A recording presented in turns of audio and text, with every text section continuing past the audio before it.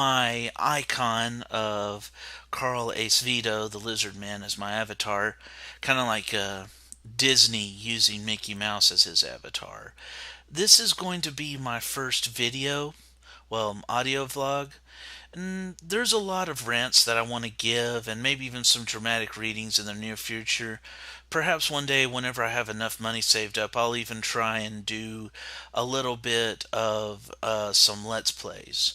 I would hope for some cash, but the thing is that I realize that I'm coming in a bit late to the YouTube game, so even though I would really want to, earn some profit, I understand if I don't, it's still not a waste of time. Because one, it's stress relief to talk about these things, and two, if I say something that actually makes people happy or makes people laugh, then there is some satisfaction to be said about that. So I'm just giving you a heads up what my future plans are. Right now I'm just going to start with cheap audio vlogs and rants, and maybe you'll get something out of them. Now, for my first rant, I'm actually going to talk about, and I know this sounds cliche, but I'm actually going to talk about my reaction to other people's reactions to the ThunderCats roar thing. And I think I have a pretty simple and obvious solution to people's problems, something constructive that they can do to keep their mind off of the disappointment of ThunderCats roar. And whether it succeeds or not, you feel like you did your fair share to fix a problem instead of just complaining about it. Now, I'm going to go over the reactions that I see to ThunderCats Roar and my reaction to it. I'm going to go over my personal history with ThunderCats. I'm not even a big fan of the original. I see why other people like it, but to me it's just, out of all the He-Mans and Transformers and stuff from the 80s, ThunderCats is just the one out of all of them that, I can kind of attach to without it being silly. But that was me watching it whenever I was 8 or 9 or 10 on some reruns of Toonami, and it was kind of a casual thing. It wasn't what I look forward to every day, but if I happened to be in the room and it was on, I watched it. But I'll also talk about my reaction to the more mature and complicated and dark 2011 anime. It's not really an anime, it's an anime-esque. It's an Amerime.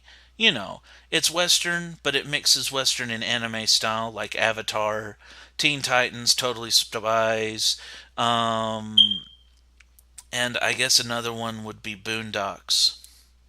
Anyway, I'm going to make a couple of points that a lot of other people have made, not so much to steal their idea, but so that it can be said and it'll put things in perspective. And the thing is that I feel I'm in a neutral position to where I sympathize with the fans, but I'll also listen to the people who are telling the fans to get over it. And I might be able to give the fans a little bit of tough love and a solution to their problem without necessarily hurting their feelings too much. Because as easy as it is to be a jerk, and I'm not above being a jerk, if it's not too hard, I would try to be nice without sugarcoating it. I'm going to try and season my words with salt here. That's a very simple concept. Okay, to begin with, my solution for the ThunderCats fans. Alright, so the way I see it, a lot of ThunderCats fans are real upset with how this third installment of ThunderCats is getting it's getting the Teen Titans Go treatment. It's getting the Teen Titans Go treatment. It's being modeled after, it's being modeled not after bad shows, like Steven Universe isn't bad, World of Gumball isn't bad. I haven't watched them in depth. I probably wouldn't like them personally, but I can see that they have quality. They're just meant for somebody else. But the thing is that it's not so much that the animation style resembles Steven Universe and Mighty Magiswords. It's the fact that at its spirit, it's getting the Teen Titans Go treatment. And a lot of people are mad about that because they feel that if there's two installments that are very serious, you shouldn't jump down and make them goofy.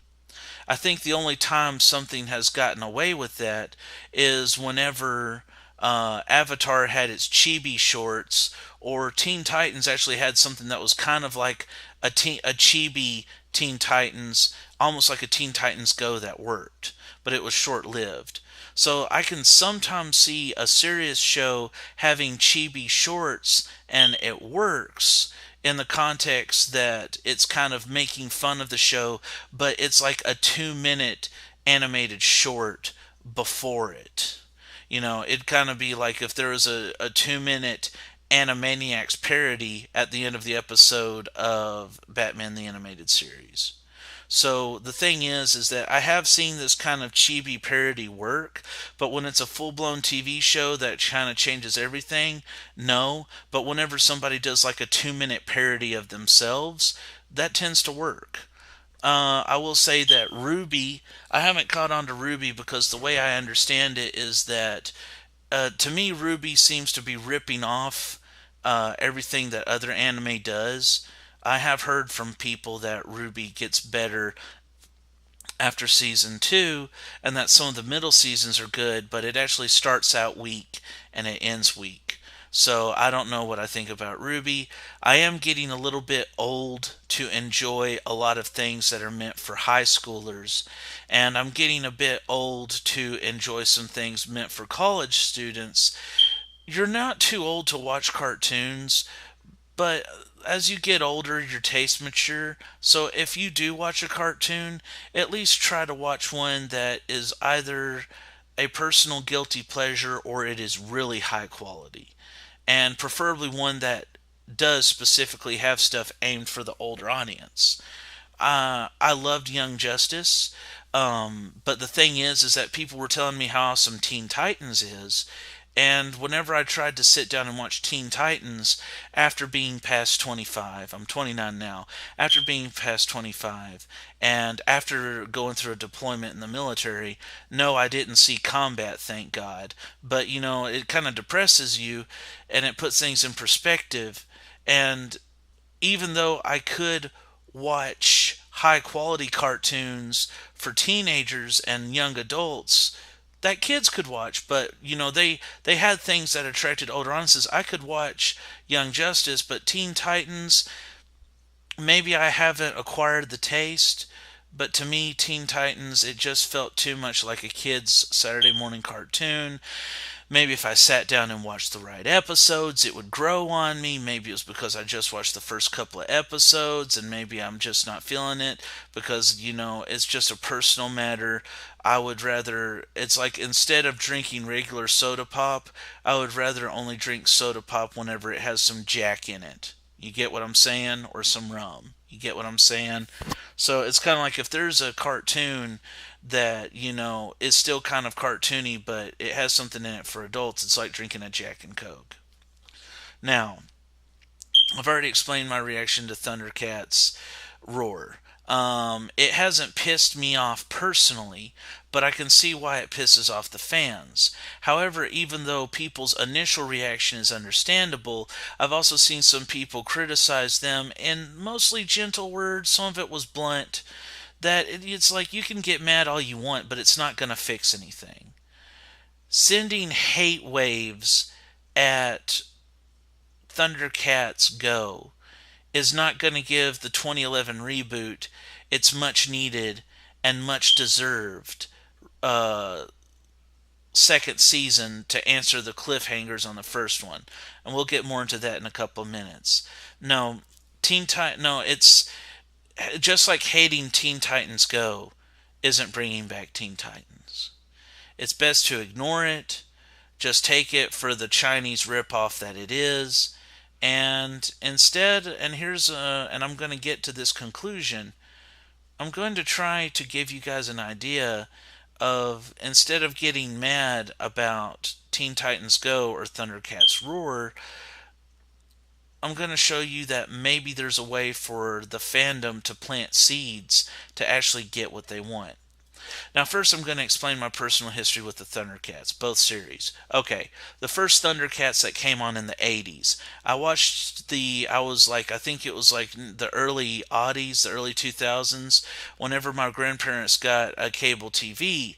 Now, my parents, my mom and my stepdad, whenever I lived in their house, we were poor. And uh, they didn't have a lot of money. Oh, I remember the dry milk. God, I hated dry milk. But it's like if I'm poor, I'll go cheap on everything, but I will not drink dry milk. You hear that? But anyway, kind of ironic that my mom thought the Black Panthers might have been bad, yet she was getting dry milk on Wick. How ironic is that? But the thing is that my relationship with the original 80s show Thundercats, I probably saw a couple of episodes when I was 5 while I was at my dad's, although my mom was really, really strict about me not watching a lot of the mainstream cartoons.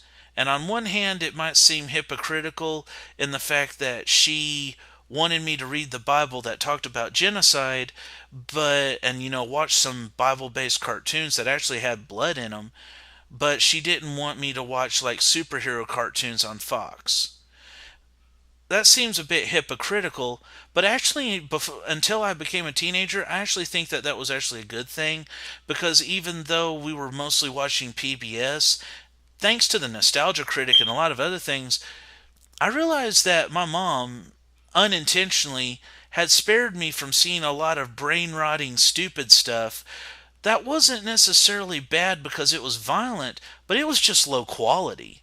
And it's not that Trina was smart about that. It's like it was either PBS or, ironically, The Simpsons. We could watch PBS, we could watch The Simpsons, but we couldn't watch the in between of violent Saturday morning cartoons. And at first I was wondering why that was. And even though I could point out a bit of hypocrisy with my mom, I actually do respect it a little bit because The Simpsons, you learned something, actually. You learned a parody about real life. PBS, you were actually learning something educational. A lot of the stuff that we were watching on television, it's like I might have been attracted to it like candy as a kid, but growing up now, I realize that a lot of the stuff I missed that was super violent in the 80s and 90s that was just meant to sell toys, I'm kind of happy I missed out on that because a lot of that stuff was retarded. And, I think that, and I'm not saying that my parents did it out of good taste. They did it because that was their rules. But I'm saying as a byproduct.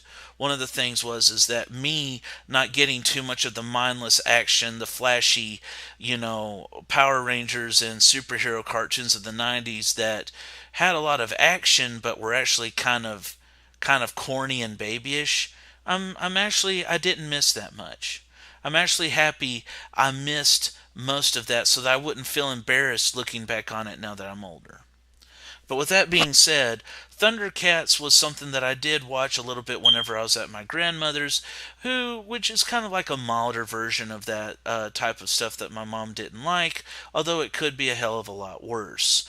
I saw bits and pieces of the 80s Thundercats show. It had really good animation by Rankin Bass, who did the Lord of the Rings cartoon. And, I enjoyed it for what it was. I was a kid. It wasn't the most interesting thing, but it was interesting enough to keep my attention. And I don't remember all the little details. If I pop it on now, I'm probably going to see how silly it was.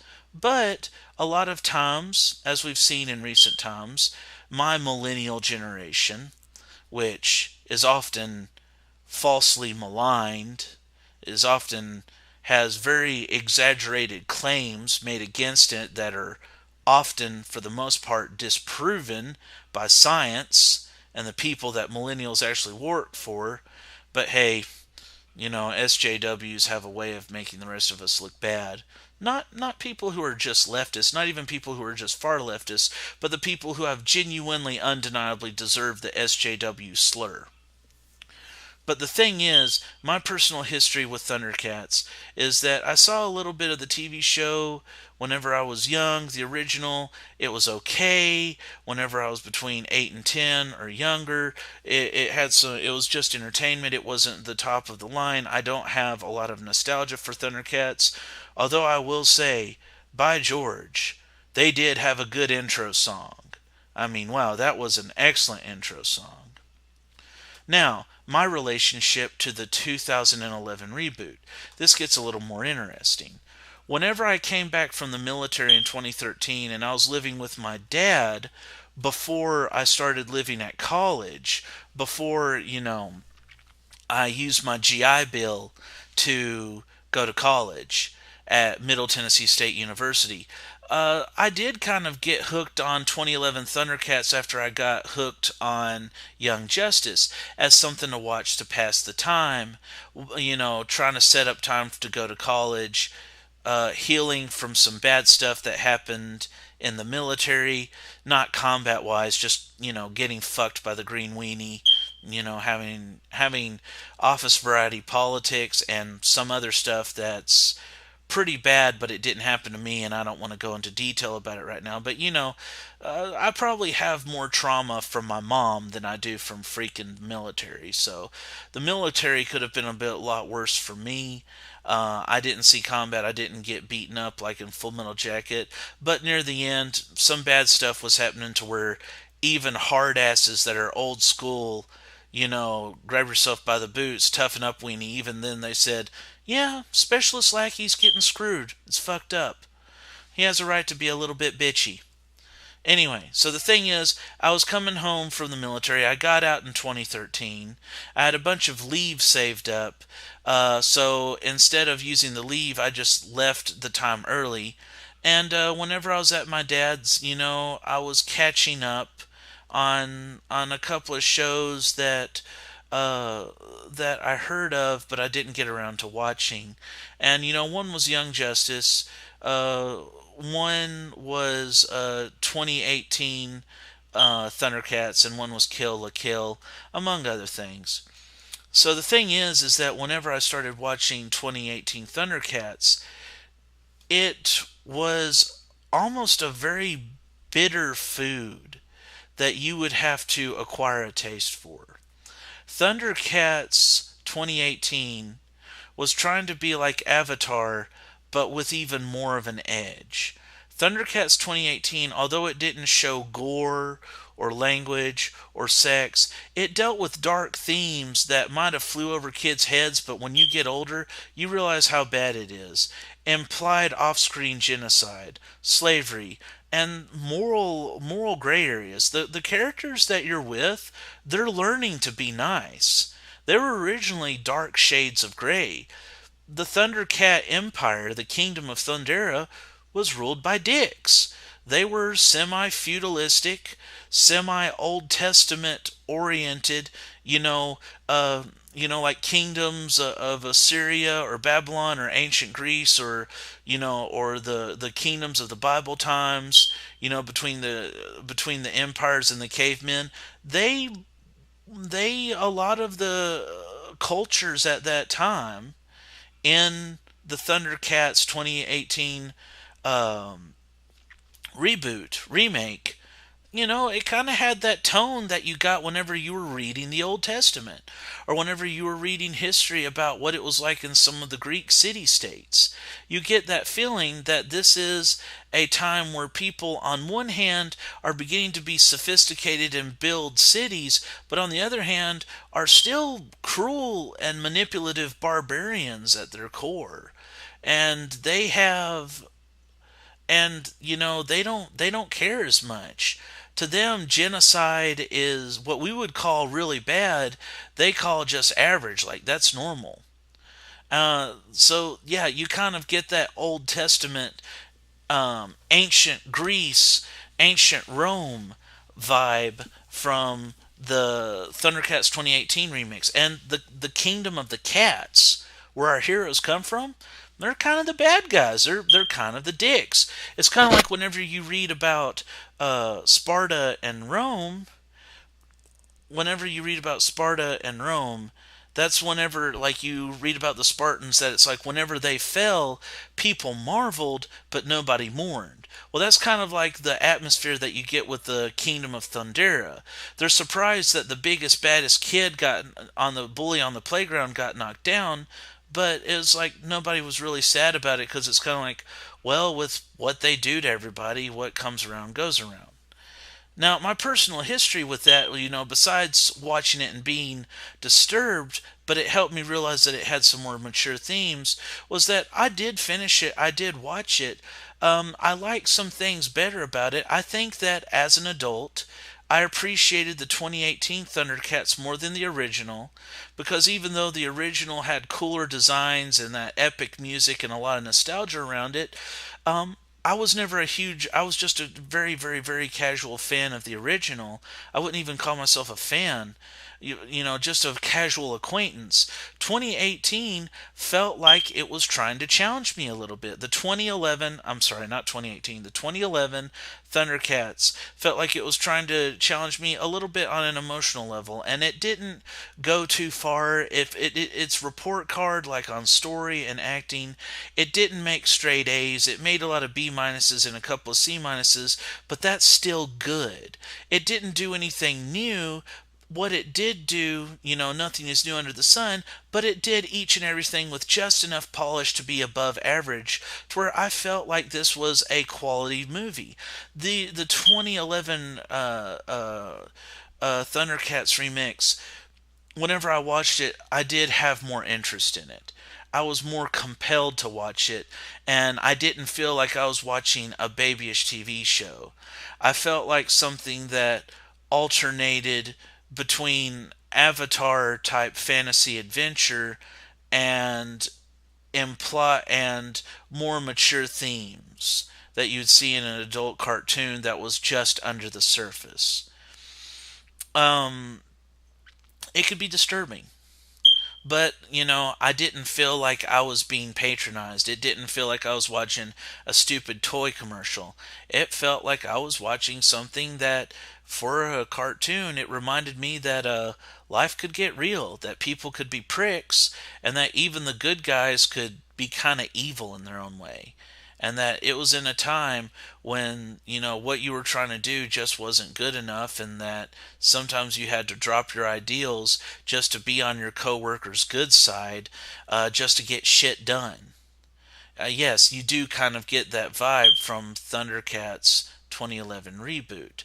That is my history with the Thundercats. I watched it. It wasn't my favorite thing ever, but I respected it for what it was. A sincere work that checked off all the right boxes and was probably about as good as a remake and a reboot of an 80s franchise can be.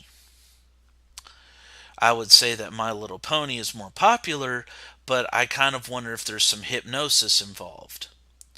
Anyway, so as far as like a serious thing, a reboot that kids could watch, but it's actually really dark and mature to the point that maybe kids shouldn't watch it just to be on the safe side, to where it takes an old franchise, and it does something new with it. It's vaguely recognizable, but it does something new with it. I felt satisfied when I watched it. I felt like, as far as entertainment goes, what I ate didn't taste that good, but it did fill me up, and it gave me something to think about. So I did watch it after I got home from the military. Now, here's what I have to say. Now, that's me explaining my history with the original Thundercats and my history with the 2011 Thundercats, so that you know where I'm going with this. Cartoon Network is going to make money. It's a corporation. Television is a dying medium. And the reason is that we're going to find out why a lot of shows that you would feel are crap get 15 seasons, and a lot of shows that you feel are really well written and a piece of art for their own respective medium, why they get canceled after the second or third season is because of this. And Mark Hamill said it whenever he was revealing something about The Last Jedi. I guess that was before Disney tortured him into saying that it was actually good. And that is that ergo, if it's bad but it makes money, it's good. The thing is that even though you can have a small base of older fanboys who really like something that has good quality, and by George, it probably deserves more respect than it gets, a lot of these shows have toys that they sell that are based on the show that bring in profits. ThunderCats 2011, it actually had, from what I understand, some good toys, but nobody was buying it, and it had some bad marketing. They put the show on at the wrong time. Young Justice, as another example. Young Justice was a good show for teenagers. Like, if there was a show for teenagers that was actually like a spy movie that mixed the whole, superheroes, but we're dealing with sidekicks, but it's not a gimmick. It's not like DC Babies, like Muppet Babies. It's actually like exploring the sidekicks, letting them become better as individuals and as a group, and everybody has a role to play, and everybody kicks butt in their own way, and it all makes sense. It all flows together, and it's all believable. That was a good show, but the thing is, what a lot of people do whenever they have a gem, I hate to say it, but it's kind of like that Bible verse. You know how Jesus said, don't throw cast pearls before swine, or what's sacred before dogs, because then they'll trample it on the ground and then rip you to pieces? Well, I'm not going to say that TV executives are always that bad, unless they're fucking Harvey Weinstein. But the thing is that whenever there's something that's actually good for an older audience, and that the few people who watch it, like Young Justice or Thundercats Reboot, they tend to have a bad time marketing it because they can't market it like a little kids TV show. And then they will like take something that really should be like prime time, and instead of putting it on prime time, they'll put it on Saturday morning right next to, little kid shows that are Saturday morning, when this is really better meant for teenagers. Or if they do the smart thing and they do put it on Adult Swim, Toonami, then they do it in such a way that it's like you don't see any commercials for it. You rarely hear about it. It's like at 1 or 2 o'clock in the morning when nobody in their right mind wants to be awake. Uh, and it's like, it's bad marketing. It doesn't get the marketing it needs. It doesn't get put out there. Why did people miss out on 2011 Thundercats? Most of them didn't know it was there. They vaguely heard of it. They may have seen the first few episodes and didn't like the first few episodes, but a lot of it is that they didn't know it was there, or if they did know it was there, it got shifted around so much they didn't know when it came on. Because most people I talked to didn't know that it existed. So part of the responsibility does fall on the TV executives, because we gave them something good that they weren't used to because it didn't fit in a model. They think that everything is either a kid's show to sell toys, a Disney movie that's slightly above average quality in comparison, or if it's for adults, it's South Park. They don't see anything in between. That's why anime has become super popular with high school and college kids, is because anime hit, at least the stuff that doesn't suck, hit that area that American movies and animation miss out on, which is the late high school and college, okay? Anime hits 15 to 25. Anime hits 15 to 25. And that 15 to 25 age range is where American cartoons, American Western cartoons, stop, because they can't sell toys to little kids like in between 15 and 25. Not as much. And and the other thing is that it's like they either know how to be Disney, Saturday morning cartoon to sell toys, or South Park. Very rarely do they hit anything in between. So the thing is that that's why you have a bunch of decent shows, because decent shows with good plots attract older people. Decent shows with good plots about relationships attract adults, attract women, and attract girls who are good fans. Probably some of the best fans you could ask for if they're not messed up, but it doesn't draw in that demographic of young kids to buy the stupid freaking toys, even if the toys are good quality. because that's not who it attracts. And so, because they don't have a bunch of toys that they can sell, because kids are like, huh, what's that? Because even though it has plenty of action, even though it has plenty of plot, it's not all candy colored flashing lights that's just appealing to kids at a superficial carnal level. It's appealing to older people at an emotional and mental level about deep plot, mature themes, and relationships. So it's something that gets genuinely good fans, but it's not something that makes you money with the toys. That's the problem. It doesn't make you money with the toys. And so what I have to say is this. Sometimes in life, when you can't punish what you hate or think is wrong, focus instead on creating what you like or rewarding what is good. There's a moral aspect to this, people. There's a justice aspect to it, not just a business aspect. And the moral justice aspect is that you've spent a lot of time complaining about the bad kid, but you've neglected to reward the good kid. You wonder why all these kids grow up to be thugs or bad people or bullies or brats or whatever.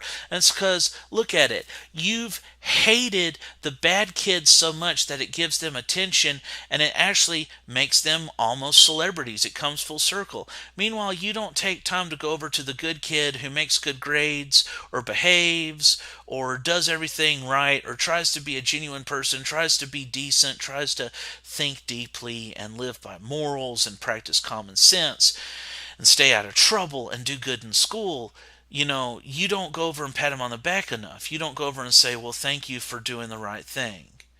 You have made the brats and the bullies and the retards famous because you don't know how, because you have forgotten to properly show love. Everybody is a leader to a certain extent.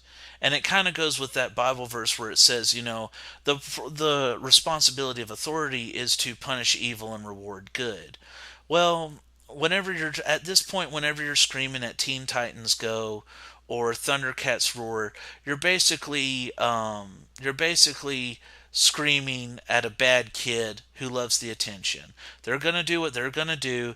It makes them money. They're not going to change for you. Your negative attention is still, in a roundabout way, publicity. Just like some people who are bad kids or who are acting out because they're stupid or they're neglected or they're depressed, they're so hungry for attention that even bad attention is good attention.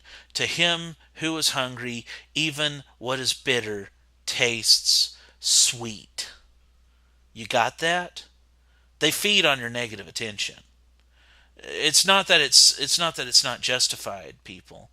It can be justified, but they're at a position now to where you screaming at them is screaming at a wall. And you know what? You should be grateful because it means that I can't fix this. I should go work on something that can be fixed.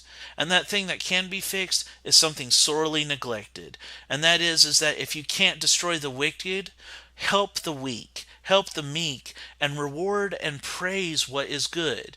In other words, I'm going to tell you how to get what you want. Give ThunderCats 2011 the respect it deserves, okay? If you fans had a checkbox, had a list of checkboxes of what made a respectable reboot, a respectable remake of sincere talent, a decent amount of heart, and wisdom, then the ThunderCats 2011 reboot is that. It checks off all the boxes. It may not be perfect. It may not be your cup of tea. It may not be how you expected it. So it's kind of like it's everything you want on paper, but it still might be really different than what you thought it would look like. But hey, that's what happens. Sometimes real doesn't recognize real until fake shows up. People say game recognizes game, but in my history, I've seen that a lot of people who are inexperienced, real doesn't recognize real until fake shows up. Now's the time for you to give credit to real, which is the 2011 remake, because you realized what fake looks like in comparison, and now you know what real looks like in comparison. Get more people to casually like ThunderCats 2011. Start marathons with your friends. Encourage people who haven't seen it yet to watch it. Invite them over for marathons. If you're having a dude's night out and you're watching anime or some junk, or you're hanging out with friends, try and see if you can get more people to like it. Even if they just casually like it, it's about planting seeds to get the franchise into the collective conscience. Get the franchise into the collective conscience. Even if you don't win over a bunch of diehard fans, at least the people that you introduced it to will know it's there, and even if they don't like it, they'll probably have learned a tiny bit of respect for it. So the thing is, get it out there. If you are complaining about Thundercats Roar, but you've been putting off or haven't gotten around to watching the Thundercats reboot, and you haven't seen it yet, watch it. Even if it's not your cup of tea, watch it. But if you care so much about the franchise, you say you do, let's see if you actually do. Watch the Thundercats 2011, invite friends to watch it, get more people to watch it, get more people to know what it was. If it fails, you at least did something that you should have been doing all along. And if nothing else, maybe you introduce somebody to a show that he's going to like and appreciate. And my review of Thundercats, I basically said what it was. It's kind of feels like something trying to be the quality of Avatar: The Last Airbender. It falls short in some areas, but in some areas it outdoes it in a more mature way. It can be disturbing. It can be negative, but it's in a bittersweet way. It's a bit of an acquired taste, but it's a show that gave you what you wanted on paper. And it didn't fall short. It's not low quality. It just may not have turned out to be the exact flavor that you wanted. It's not where your nostalgia and your imagination went. It's what somebody took what you said on paper and then tried to put it together. It'd be like if I asked somebody to have make a commission of my OC, but I didn't draw it for them. I just described it.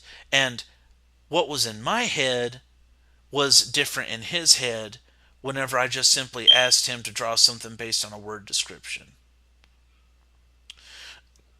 So, what do I have to say? Try to distract yourself from Thundercats Roar with your own little personal crusade to plant seeds of the Thundercats 2011 reboot. Pay respect to it because it actually gave you what you wanted. You kind of missed out on a chance, but maybe you can get a second chance.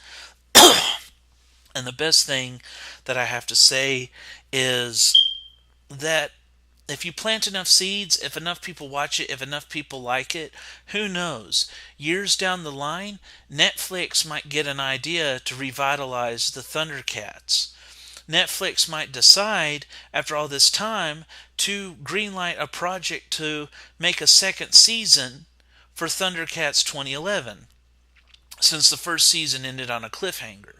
So the thing is, and the reason why I say that is because Young Justice was kind of in a similar position, but enough people pushed for it and petitioned for it, and now Netflix, which greenlights everything according to South Park, is going to go and possibly make a third season for Young Justice. Don't rely on Cartoon Network. Cartoon Network is an aspect of an old and dying age. It's already dying, it's just that it's going to take a good long time for it to die. But TV is a dying medium, even if it takes forever for it to pass away. Instead, look to the future, look to the Kickstarters, plant seeds. If nothing else, even if this doesn't make yet another Thundercats reboot, it might make a second season to Thundercats 2011. And even if it doesn't do that, it could, who knows, spark off a new comic book series for Thundercats that's worth reading. Because I hear there's something already like that out there. And that's what I have to say to you. Instead of being upset so much about Thundercats Roar, put your foot where your mouth is. Give respect to the 2011 Thundercats anime-esque that didn't get the respect it deserved. Plant those seeds, get more people to read it, and try and hope that the same thing that's apparently going to happen to Young Justice happens to Thundercats. That's my advice. It took a long time to explain, but I hope you got something out of it. Thank you for listening. May you have a good and peaceful day.